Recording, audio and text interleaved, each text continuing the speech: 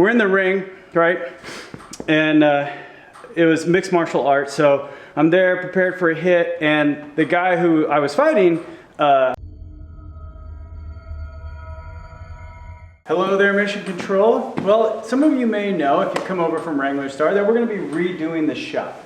Now, there's lots of reasons why we're going to be doing redo the shop, but there's really two big ones. First, it's just a mess. Second, we have a 3D printer coming.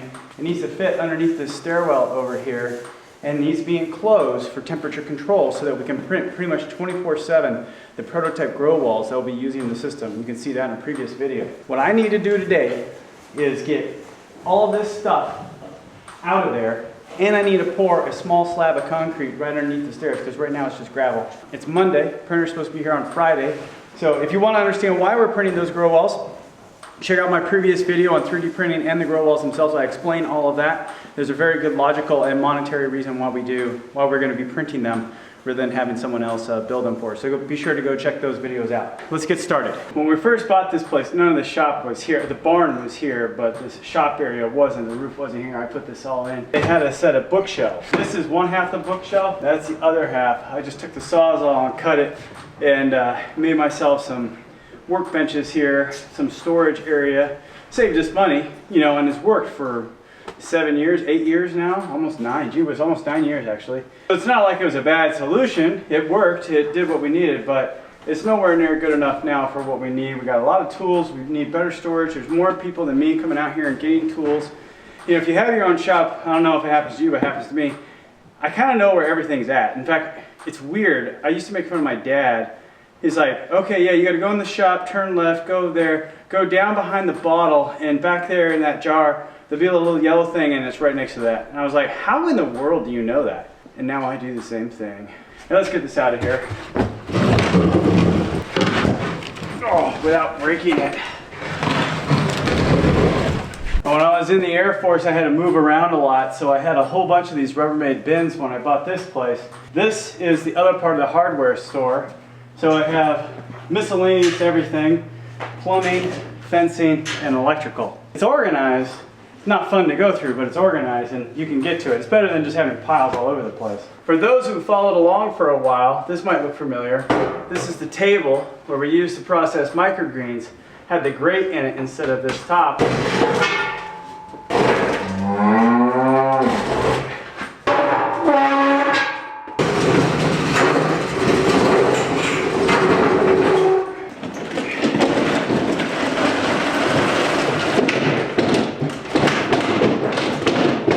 So this is the area here where the 3D printer is going to go, and as you can see, it's not cement. So what I need to do is remove the 2x4 is where they poured the last one, and basically move it out here and set up a new form. And then I got to hand mix a bunch of cement and concrete, I should say, concrete.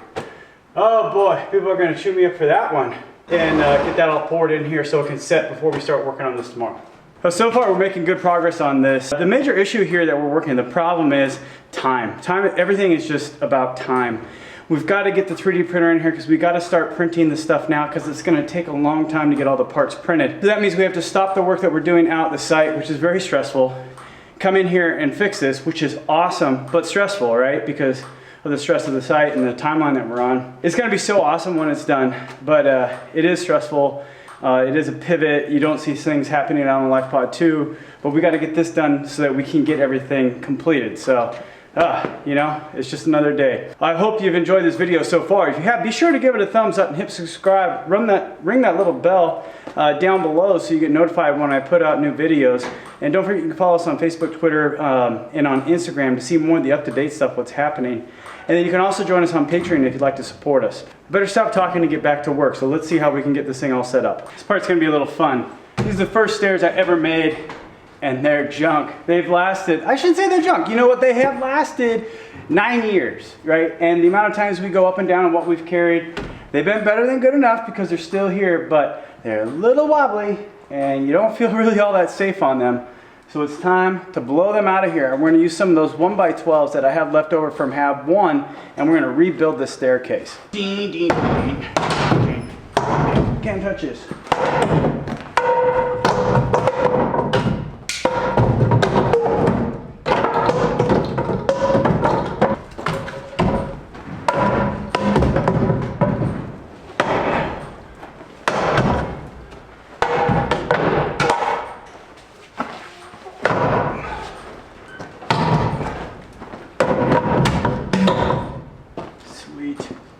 think it's about 14 years ago now, is when I was getting ready to head out and deploy with the Air Force to Baghdad.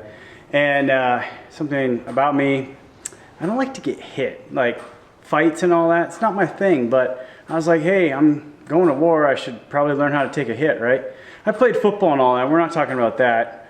Well, actually, it's kind of the same thing. You know, who wants to get hit? Who's like, hey, today I want to go get hit in the face?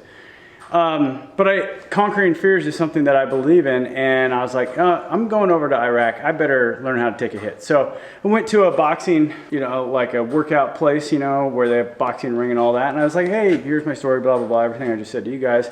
You know, I wanted to get in the ring and have someone kick my butt. We practiced, you know, it wasn't like they just didn't grab me and throw me in the ring and start wailing on me. No, we practiced, they taught me some moves, did all that stuff, and then we started sparring, and then it's like the sparring got progressively more difficult and harder. And so it was great, and really, really appreciated that. So we're in the ring, right?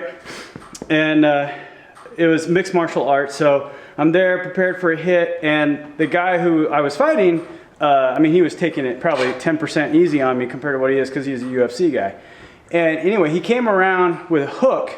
So if he's you, he came around with a hook like this, and it landed right on the back of the shoulder. And it hit it just right to where the shoulder dislocated, and I instantly had it go out, and then it came back in. I think that's called a subluxation. Subluxation. It's not a complete dislocation because it comes out and goes back in. But oh my goodness, it hurt. And what that afterwards went to the doctor, and my tendons were all weak and everything in there because I just hadn't worked it out right. I tell you that story to tell you this story. So I'm out working a few days ago, and we're up high, and I'm using the grinder, I'm using the reciprocating saw, and I'm putting a lot of pressure on this thing, and guess what happens? It subluxates, and it starts hurting really bad. And I told you, like, if we lose time, if I get hurt, we're dead. We don't have enough money for me to not work. There's no one who's going to come in and pay us because I'm hurt. And so I'll just sit there and suck up air and food and water and electricity and not be getting anything done. So it's a big deal. So this weekend came, and I took it really easy. I didn't work out today. So I've had like 2.5 days of not bad work on it, and it feels a tremendous amount better. Took a bunch of anti-inflammatories, just took it really easy yesterday, and I can move. Even when it hurts, I can use my arm, right? I can use it, I can do all that, but when I stop, that's when it hurts, and all the tendons are just killing me. So even though I'm feeling better, because I can't stop, I bought this brace, and we're going to check it out because this is from a company called EVS, and they're very highly reviewed on Amazon. It looks like they're a company who does stuff for active folks and that need to stay active. You know, they can't stop, or that, and some of the people I saw in there, they just want to be active, like mountain bikers, people who are on motorbikes, and football players, and you know, all the like. So I got this thing.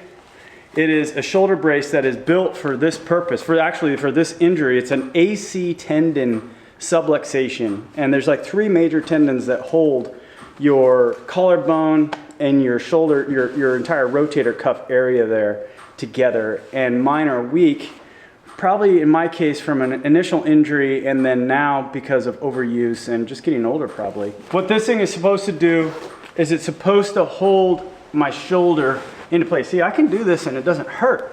It's when I stop and it just goes gangbusters on you. And that's the point where you're just not having a good time. They said you could wear it directly on your skin if you wanted to, but it'd be very, well, that ain't gonna work. Be very sweaty. They recommend having it over something. Obviously, I have something on over it.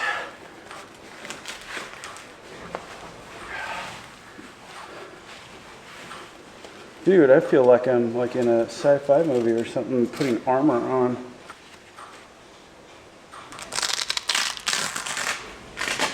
Okay, steps. Put it on. Get this thing really adjusted. You can already feel it sucking that shoulder up into the joint. The idea here is, since I can't stop, I'm trying to give myself some extra support. So if I grab something or do something, the tendon's more protected by this device, and that's what these are for. All right, what do you guys think, huh? You called me the Bionic Martian. I feel like I should have some form of wickedly awesome other armor. It doesn't really restrict my motion, right? Which is, with this injury, is the problem, is if you start restricting your motion, then you can get like shoulder arthritis and you really start getting problems there. So anyway, there you got a nice little story and just part of what we have to deal with here. I can't stop. We got to keep going. Yeah, that's a lot tighter in there now. Woo boy. We'll see how it does. I'll let you guys know. Prayers are appreciated so that it does heal. I take it easy at night, taking anti-inflammatories, been icing it, even put it in a sling. If you go to the doctor, what they're going to tell you, there's 6 levels of subluxation that you can get. The last 3, 4, 5, and 6 usually require surgery. And when you have those, you have visibly disfigured shoulder. Your collarbone, bones move because the tendons are physically separated. Mine is not that way, have no deformation. As long as I take it easy on it, it feels a lot better. So mine is probably repetitive use, re-injury, strain type of thing. So if I felt it was really, really bad, I would go to the doctor. And for everyone out there, I'm not a doctor, but I've had this injury before. And going to the doctor and have them tell you what you already know and then you have to pay for that is really annoying to me. So I'm not gonna go just to have them tell me, well, we can put you in a sling, you need to stay off of it for 7 to 12 days, you need to take a bunch of ibuprofen, drink lots of water, and rest. And that's just not an option. I think it really does suck it up. I can feel it already. So let's get to work.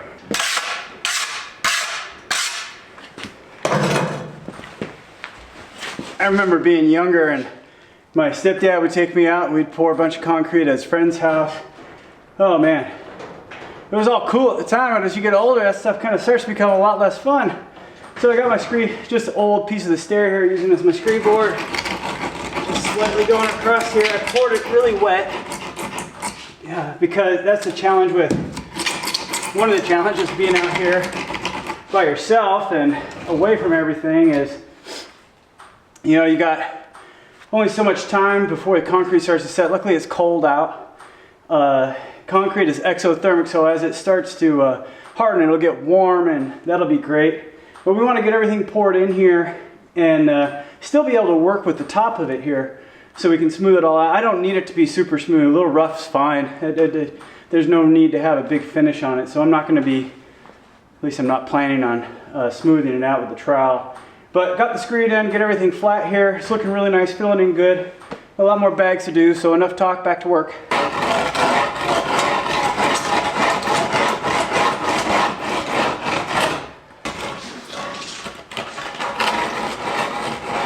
Gotta get this stuff I'm on out of the way. Make it where I can't get a nice run at it.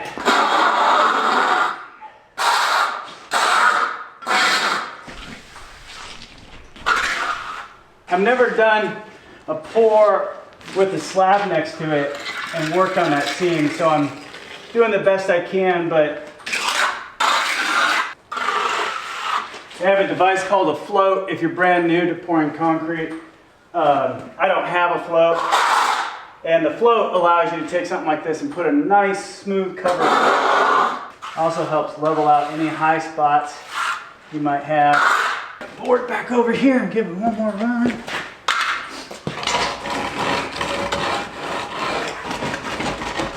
A little extra cement in there piling up, and it's doing what's supposed to. It's coming off the other side. Clean that up real fast.